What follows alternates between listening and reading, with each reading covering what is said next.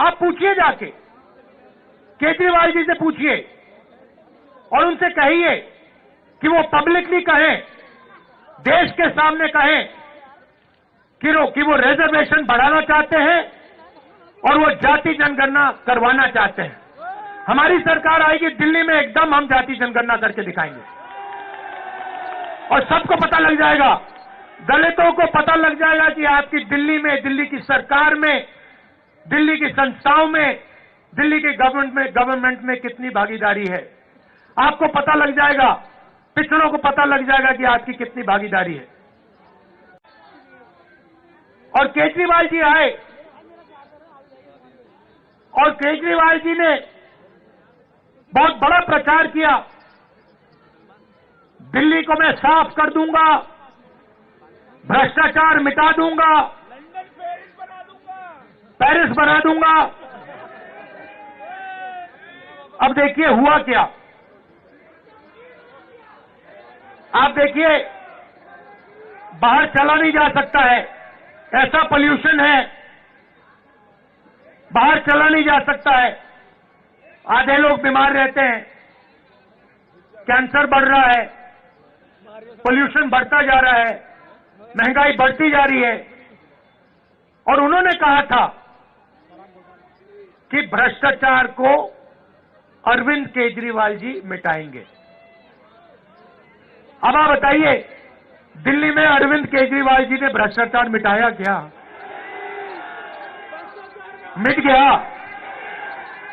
तो जैसे प्रचार नरेंद्र मोदी जी करते हैं मीडिया का, झूठे वायदे, एक के बाद एक झूठे वायदे, वैसे ही स्ट्रैटेजी केजरीवाल जी की है, कोई फर्क नहीं है। ये सच्चाई। और आप जानते हो, जो मैंने शुरुआत में कहा, अगर किसी भी हिंदुस्तानी पर, चाहे वो कोई भी धर्म का हो, कोई भी जात का हो, अगर कोई भी उसके खिलाफ हिंसा करेगा तो राहुल गांधी और कांग्रेस पार्टी वहां आपको मिलेगी।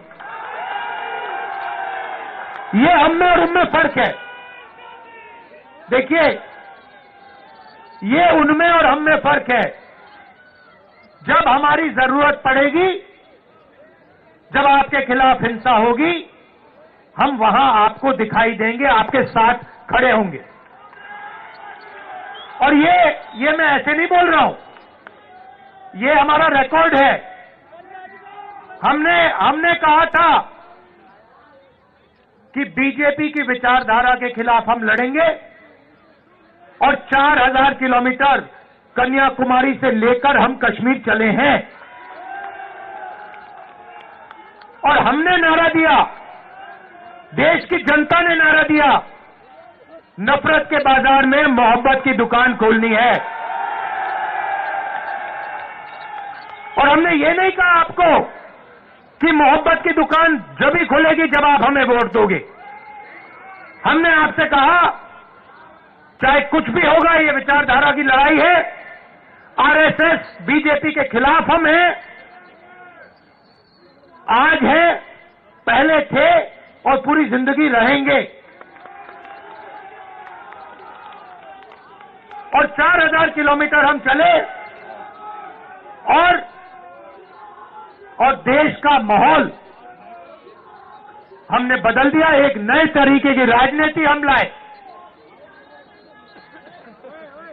और एक तरफ हिंसा और नफरत और दूसरी तरफ मोहब्बत की दुकान। ये सच्चाई है। तो मैं आपको आश्वासन देने आया हूं 2-3 चीजों की।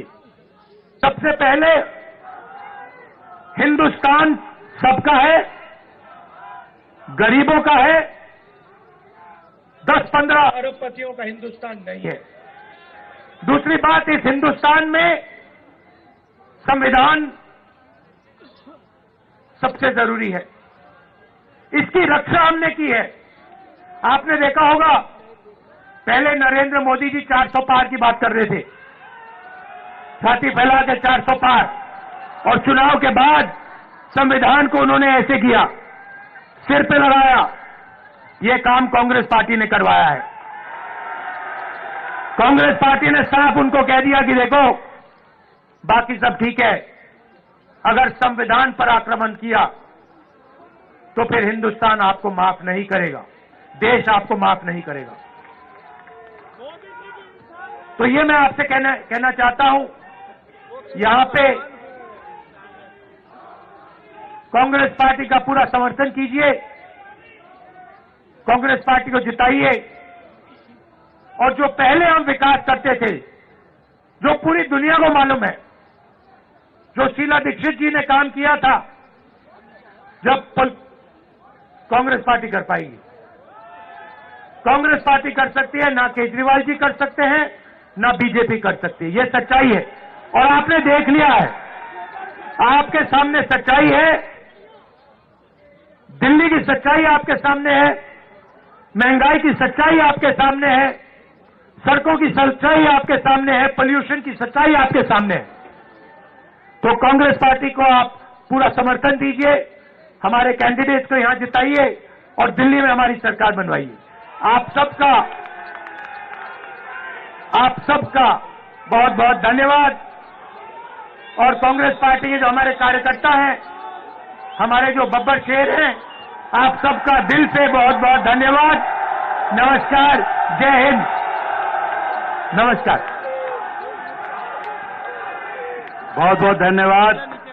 और राहुल गांधी जी की इस बात के बाद मैं सिर्फ इतना कहना चाहूंगा, बदल कर रख देंगे फिजा जमाने की, बदल कर रख देंगे फिजा जमाने की, अब तो जिद है नया इतिहास बनाने की।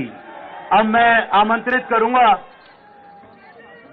धन्यवाद देने के लिए जिला अध्यक्ष राजकुमार जैन जी से।